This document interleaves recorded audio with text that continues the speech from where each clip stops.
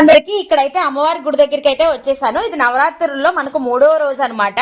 ఇక్కడ అమ్మవారి గుడికి అయితే ఆ రోజు శనివారం వచ్చింది కాబట్టి నేను బుడ్డోడు మా హస్బెండ్ ముగ్గురు కూడా కలిసి వచ్చాము. ఆ రోజు సాయంత్రం వేళ అయితే గుడికి అయితే వచ్చేసామండి. సాయంత్రం వేళ ఎందుకో ఇంకా కళగా అనిపిస్తుంది అమ్మవారు, ఎందుకంటే లైటింగ్స్ అలాగే గుడి చుట్టూ కూడా ప్రాంగణం అంతా పాటలు, దేవుడు పాటలు ఇవన్నీ కూడా చూస్తే ఇంకా హ్యాపీగా అనిపిస్తుంది. చిన్నపిల్లలు ఆడుకుంటూ అలాగే పెద్దవాళ్ళందరూ కూడా చక్కగా కుంకుమ పూజలో పాల్గొంటున్నారండి. మా ఏరియాలో పొద్దున కూడా 6:30 ఆ టైంలో కుంకుమ పూజ జరుగుతుంది. అలాగే సాయంత్రం కూడా 6:30కి కుంకుమ పూజ ప్రతిరోజు కూడా జరుగుతుంది. ఇది ప్రకాష్ నగర్ ఏరియాలో, అంటే ప్రకాష్ నగర్ సెంటర్ లోనే ఉంటుందండి కనకదుర్గమ్మవారి గుడి. సో ఎవరైనా వచ్చి పాల్గొనాలనుకుంటే ఖచ్చితంగా మీరు పాల్గొనొచ్చు. అయితే పసుపు, కుంకుమ, ఆకు, ఒక్క, పూలు ఇవన్నీ కూడా మనమే తీసుకొచ్చుకోవాలి. పూజా సామాగ్రికి సంబంధించినవి అన్ని కూడా అందరూ కూడా ఇలా ఒక ప్లేట్ పెట్టుకొని వరుసగా కూర్చొని కుంకుమ పూజ అయితే చేసుకుంటున్నారు. సో అలాగే హస్బెండ్ కూడా రాలేరు కాబట్టి టవల్ కానీ ఏదైనా పైన వేసుకొని కుంకుమ పూజ అయితే చేసుకుంటున్నారండి.